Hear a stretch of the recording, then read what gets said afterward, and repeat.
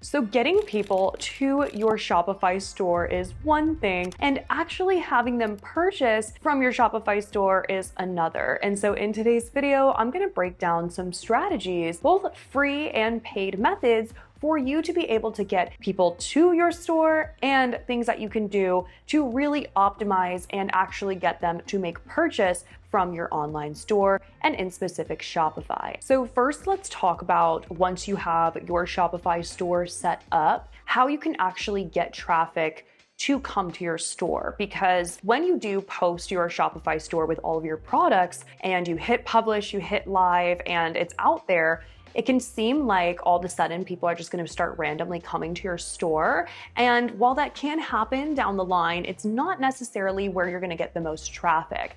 The traffic that you really want to have a successful store is going to come from some sort of marketing strategy. And before I say the marketing strategy, I think something on your Shopify store that you should really take a little bit of time to do is to make sure that everything is optimized to the fullest. Now, what I mean by optimized is that everything on your store of what you're selling is going to have keywords in your titles and descriptions. So if you are selling a coquette bow mug, you need to put as many keywords that are relevant to a coquette mug in your title. Make sure that it says pink bow coquette mug, and then in your description, saying things about the mug, that it's pink, that it's ceramic, that it's a great gift for people who like coquette things, great gift for college. Utilizing those things that would make sense for your actual product in your description. And a great way to do this now is using ChatGPT. I use ChatGPT all the time to help me get keyword ideas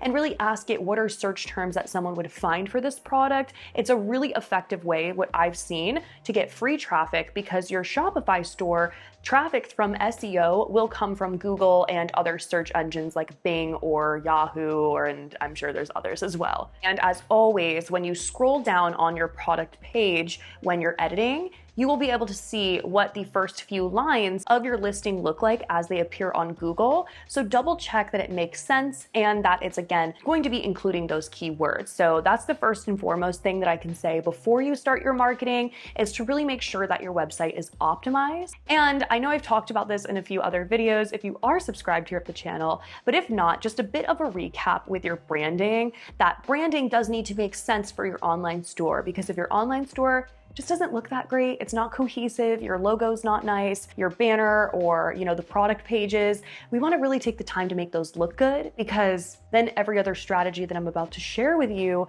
isn't as relevant. So we'll talk a little bit more about that towards the end of the video, so make sure you stay tuned. But just overall, making sure that it's good before we start marketing. So going into a few strategies to get traffic to our Shopify store, one of my favorite ways, and is a free way, is to use Pinterest. So many sellers and people sleep on Pinterest, and I really don't understand why. I myself have had so much success using Pinterest for free marketing. Now, I will say Pinterest is not an immediate response for marketing and to get people to your store, but it does work very well, and your pins stay around for a long time. Now, for reference, I have had an Etsy shop that I've used for Pinterest marketing, and I have pins on there that literally I posted 3 years ago, and people are still clicking and coming to those listings from that pin. So Pinterest works differently than a social media platform. On social media, if you are to post a picture of your product and nobody clicks on it or likes it, it doesn't engage and push it more. Pinterest is treated as a search engine. So even if people aren't reacting to your pin, sure, it might not get pushed as much as a pin that's being, reacted to a lot, but Pinterest is still gonna keep it on there and move it around to relevant searches. And so that's why I find Pinterest very, very great. And also, not for nothing,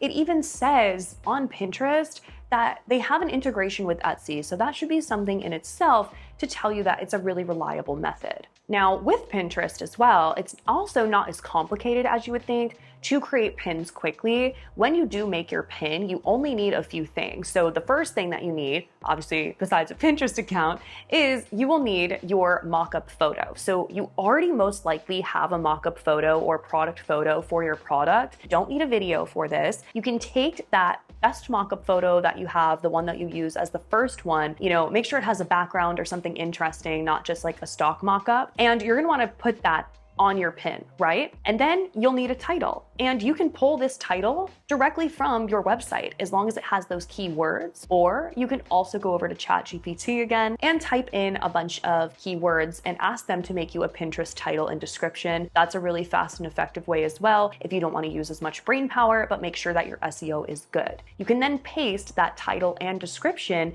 in your pin. And then the magic here is taking the link from your website product page of that product or just to your website homepage and linking it directly to the pin. Now, once you post this pin, if someone clicks on it after they're just scrolling Pinterest for ideas and inspiration, they click on it, they're going to get redirected directly to your online store, which is an incredible way of marketing, and especially because it is free, okay? So if you take an hour out of your day, you create 50 pins of your products doing the same process and post them or even schedule them because Pinterest allows you to schedule them, this is a really great marketing strategy. Now, moving along, another way that is really great to get traffic to your online stores is social media. But with social media, something that I find a bit more complicated about it is kind of as I mentioned, where if the post does not take off right away, you're not gonna see that immediate traffic and it can be harder to build a brand. Social media is also going to require a lot more consistency, if I'm being transparent, than something like a search engine like Pinterest. Now, it absolutely is beneficial for your business. I'm not going to say that it's not. I'm just saying that if it is going to be more of a consistency thing, you want to make sure that you do your social media page at a time where you can continually post pictures and videos of your products. I don't recommend just starting your Instagram page, posting once a week and expecting it to grow. It's not a strategy that works with social media. Trust me, I've grown a lot of different accounts, and the main thing is consistency so that the algorithm starts to understand you. Now, I feel that it is a bit more complicated than maybe doing something on Pinterest. However, the virality is more likely when using a social media app. Now, when I say social media, there are a few options. There are, of course, TikTok, Instagram, and then Facebook, because you can do Facebook posts or Facebook Reels. I have had more experience with both Instagram and TikTok than Facebook, if I'm being fully transparent, but I know some other sellers have done really great sales posting in Facebook groups. So that can be something that you look into to get free traffic that maybe is not as complicated as creating, content for Instagram or TikTok. But now, that being said, Instagram and TikTok also do allow you to post just photo content or photo slides. So it doesn't necessarily have to be a video, which also makes the strategy of using social media not as complicated if you just want to use your mockups. And then using relevant keywords in your title and description and your hashtags. And of course, we want to use a Instagram or TikTok account that is also branded for our business rather than using our personal, just because it's more cohesive if you really want to grow a long-term brand. Now, with all of that being said, I do want to say that I know how overwhelming it can be to jump in, and your brain, if your brain works like mine at least, is, you're like, okay, I'm gonna post Pinterest, I'm gonna go social media, I'm gonna do TikTok, I'm gonna do Instagram, then I'm gonna do Facebook. That's very overwhelming. So definitely give yourself some time and ask yourself what might work best for you. Are you somebody that's on Instagram a lot? Maybe Instagram method is the best for you because you understand it, you know trends, you follow a lot of trendy people, and you feel you'll be able to make Instagram. Or if you're kind of up in the air and you use Pinterest, I would recommend starting with Pinterest. But what I would say is to not overwhelm yourself and try to do all three at once, because odds are you won't be able to keep up with it and it won't be as consistent, and then it's a waste of time. So whatever one you do choose to do, pour your time into that. And that's where you're gonna see that consistency bring you the sales and bring you the traffic. So when it comes to, once we already get the traffic to our site, a lot of times what I've noticed when helping people is that the problem actually isn't as much getting people to the site, it's getting them to purchase. And I think that this falls short in people's website abilities of how to build a Shopify store that is effective and converts. And I think that that's where a lot of people need to spend more time. And that's why I mentioned in the beginning of the video, making sure that we're optimized before we do all these outside strategies. We wanna make sure that our website looks good and it looks like somewhere that we would buy from. I tell people this all the time. would you buy from your website? Like really ask yourself, have you gone, go to websites that you buy from. What is it about that website that you like? And then implement that into your store. Does the website have different coupon codes that you can use? Does the website have a live chat that is, something that you can interact with? Does the website have moving pictures or videos on the home page? What is it that you like? Is it the color scheme? You can implement those things into your online business because they clearly work for a reason. I think professionalism is something that a lot of business owners, especially new, just overlook. Like they kind of get tired because it's a lot to create these online stores. And so after you've listed all your products, you've done all your mock-ups, of course you don't want to take that extra time to make sure your website looks good. But I would argue that that's the most important part. You can sell really crappy products for high prices if you are showcasing them as valuable. Like it really is true. If your website is beautiful and pristine and maybe your product is just a mug, odds are people will buy that because it adds value having a beautiful, cohesive website. And then also implementing different Shopify apps that make your store better and make your store more convertible. And one of those ways that I feel is important is customer support. And I find that a lot of people's websites don't actually have customer support and people have questions, right? And you can put information in descriptions, but a lot of times people won't look for it. And so if you have somewhere where you can offer customer support, it's actually really great for conversions. So the Shopify app that I recommend having on your store for customer support is called Tidio. So Tidio can help you to automate your customer service. And while it can do this in a few ways, my favorite way is to do this with a live chat. Because if you have a live chat that pops up on your online store, it can really help customers feel connected and can also take some of the time away from you having to answer the questions by automating it completely. And I want to show you because there's something called the Lyro AI agent, which I was so impressed by and have been using on my online store to really help answer questions, again, that customers may have when they're coming to the shop. And this just takes a few minutes to set up. You just have to sign up for your account on Tidio, and then you can directly link this with your Shopify store. It just asks you a few questions, and then you can start setting up your chatbot. So here's an example of how the Lyro AI agent works.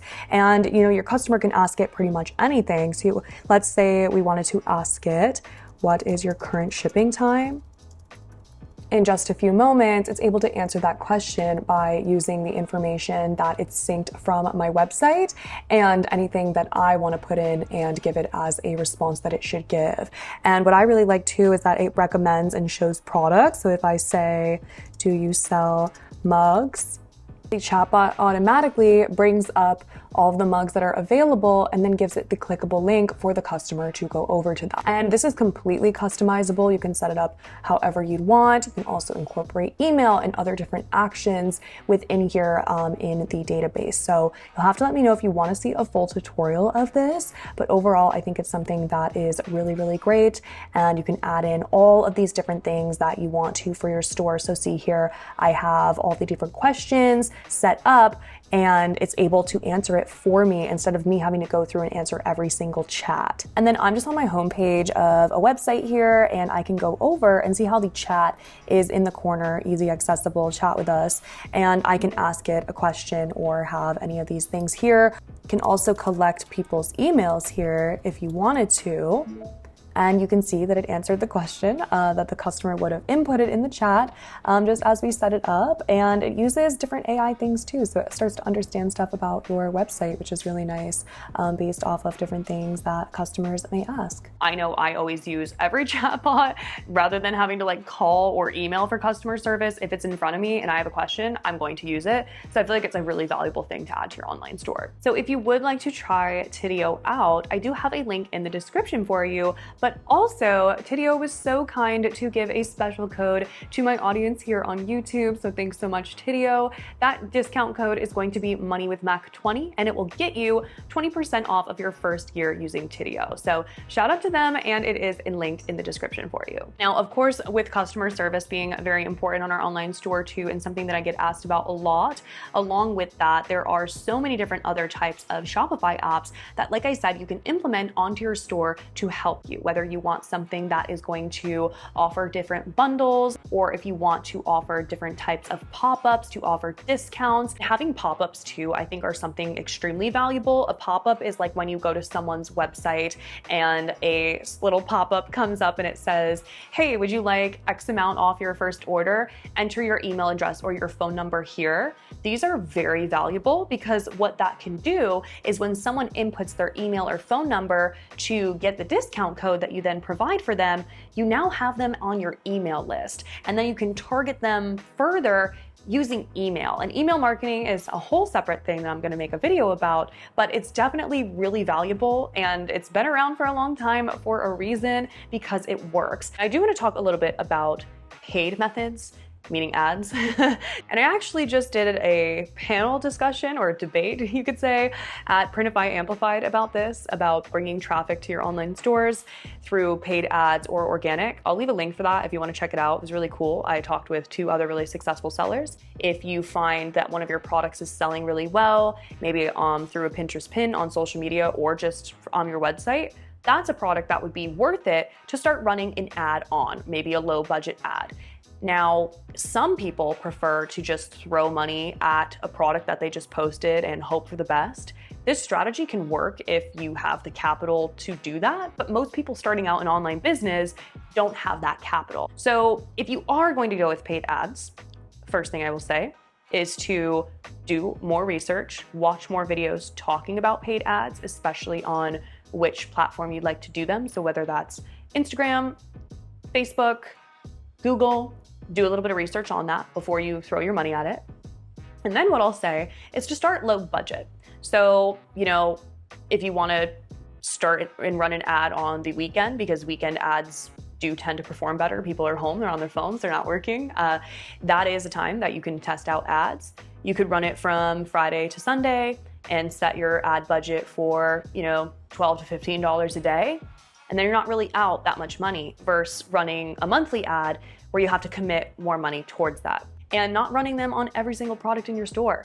You can put a picture of one of your products and then have the ad bring that customer to your store, but really make sure that you have the budget to do that and understand that with ads, sometimes it's really about data and learning what works. Now, I don't want to knock paid ads though, because honestly, as somebody that now has capital for them, they work really great. But I have always seen that the ones that perform the best come from content that I've already made of the product, whether it's a mock-up, whether it's a video of the product, or someone, reviewing my product and then pushing that as an ad, because I already know that it got traction. So putting money towards it, it's like not as much as a risk, because I already know people were interested in it for that niche. All right, so we have talked about a lot. Hopefully one of these or all of them were things that you found helpful. I know that having your online store, especially a standalone store rather than selling on a marketplace like Etsy, it can be more difficult to get traffic, but trust me, it's really worth the time and even investment if you are somebody that wants to really grow a brand and you have full control over it, and having your own website is just really, really cool. So I really hope that this video was helpful. Please let me know if it was, and if there's anything that you have questions on, concerns on, or if you'd like to see me talk more about, or even video suggestions, please leave them in the comment section below. And of course, everything I talked about will be linked in the description below, so make sure that you check that out. And thank you so much for watching this video, and I hope to see you in the next one.